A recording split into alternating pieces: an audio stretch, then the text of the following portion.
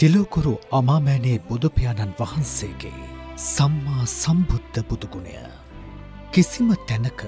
වරදක් නැති පරිදි නොපැහැදිලි බවක් නොමැතිව අත්ලෙහි ඇති දෙයක්සේ ඉතා පැහැදිලිව අන් අයෙකුගෙන් ඉගෙනීමක් හෝ උපදෙස් ගැනීමක් නොකොට තමන් විසින්ම අතීත අනාගත වර්තමාන යන කාලත්වයට අයත් නොවුද සියල්ල දැනවදාළ බැවින් තථාගතයන්න් වහන්සේ සම්මා සම්බුද්ධ නම් වේ.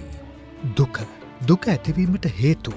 දුක නැති කිරීම, දුක නැති කිරීමේ මාර්ගය යන චතුරාර්ය සත්‍ය ධර්මය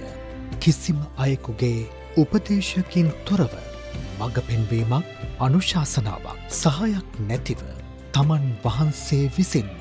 සත්‍ය ඥාන, කෘත ඥාන වශයෙන් තම නුවණින්ම අවබෝධ කළ නිසාවෙන් උන්වහන්සේ සම්මා සම්බුද්ධ ගුණයෙන් යුක්ත වන සේක. මේ සදහම් පණිවිඩය